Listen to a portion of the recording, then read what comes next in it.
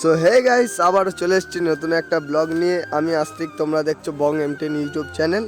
তো গাইস, আজকে চলে এসেছি কুলপি রাস মেলায়। তো দেখতে পাচ্ছ আশেপাশে প্রায় ভিড় অনেক হয়েছিল। তো আমরা প্রায় গিয়েছি 8 থেকে 9 জন মতো। তো আজকে ব্লগটার মধ্যে পুরোটাই দেখাবো কুলপি রাস। তো গাইস, এখন আমরা যাচ্ছি রাসের দিকে। তো এখানে আরও অনেক জিনিস করেছে।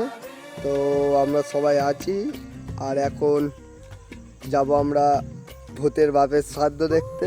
তো তোমরা ব্লগটা পুরো দেখো, খুব মজাদার হবে। চলো বেশি না ওকে ভাট, ভিডিওটা করা যাক। স্টার্ট।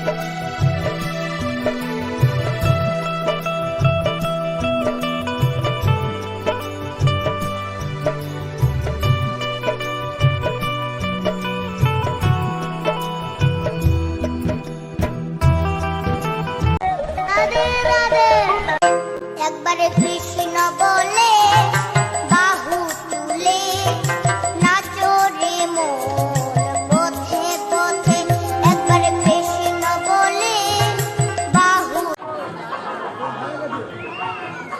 সো গাইস, তোমরা দেখতে পাচ্ছ এখানে প্রচুর ভিড় আছে।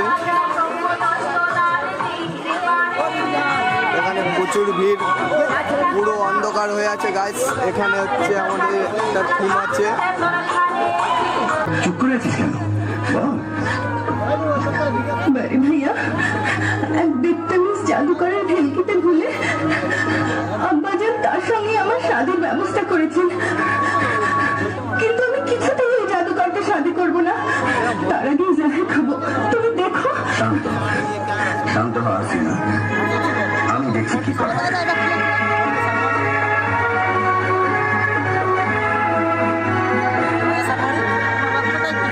হ্যাঁ কামাল, তুমি ঠিকই শুনেছ, কিন্তু আব্বাজান সেই জাদুকর আপনাকে কি এমন আশ্চর্য জিনিস দেখিয়েছে যাতে তামাম পারস্যাধিপতি এই সিদ্ধান্ত নিয়েছেন?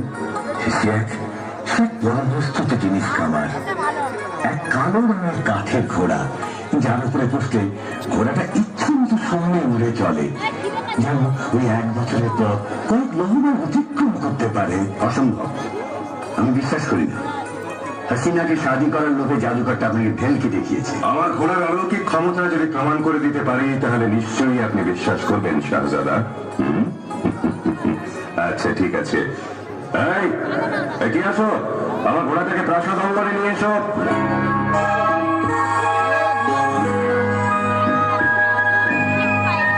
বাহ, ঘোড়াটাকে দেখতে ভারী চমৎকার। সত্যি কি এটা অলৌকিক ক্ষমতা সম্পন্ন? কই হে জাদুকর, এই আমি তোমার জাদুর ঘোড়ায় চড়লাম, দেখি কেমন সে উঠতে পারে। কি হলো জাদুকর, তোমার কাঠের ঘোড়া তো কাঠের মতো অচল হয়ে রয়েছে। হ্যাঁ, ঘোড়ার ডান দিকের কানের নিচে একটা ছোট্ট বোতাম আছে, ওটা চাপ দিলেই ঘোড়া উপরে উঠবে। তাই নাকি? দেখি তো। এই আমি ডান দিকের বোতামে চাপ দিলাম। এ আল্লাহ, এটা সত্যি সত্যি উপরে উঠে যাচ্ছি। জাদুকর, আমি স্বীকার করছি তোমার এই কাঠের ঘোড়া সত্যি অলৌকিক।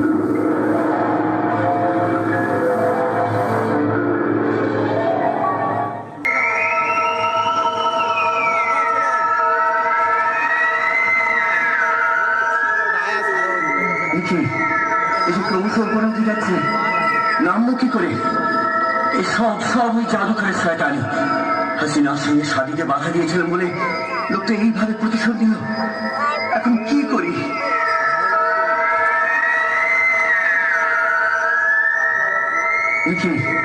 এই যে ক্রমশ উপরে উঠে যাচ্ছে, আমি কি করি? কি আল্লাহ, এই যে প্রায় সূর্যের কাছাকাছি এসে গেছি। ও জ্বলে গেল, সারা শরীর জ্বলে যাচ্ছে সূর্যের তেজে। পানি করে আমাকে বাঁচাও খোদা, আমাকে বাঁচাও। আচ্ছা, ঘোড়াটায় উপরে ওঠার কায়দা যেমন আছে, নিচে নামার নিশ্চয়ই কোনো কৌশল আছে। একবার শেষ চেষ্টা করে দেখি তো।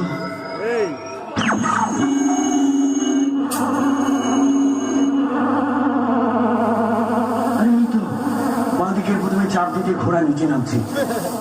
সুবহানাল্লাহ, সব কায়দা জেনে গেছি। এবার ইচ্ছে মতো এগোনো পিছনো ওঠা নামা সব করতে পারবো, সারা দেশ ঘুরে বেড়াবো।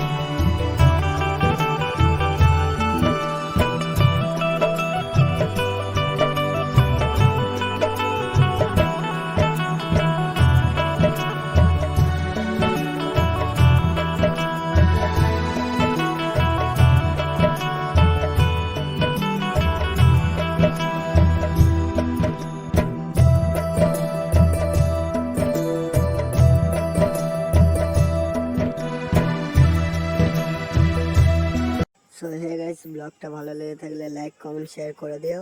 আর দেখা হচ্ছে নতুন একটা ভিডিওতে। চলো বাই।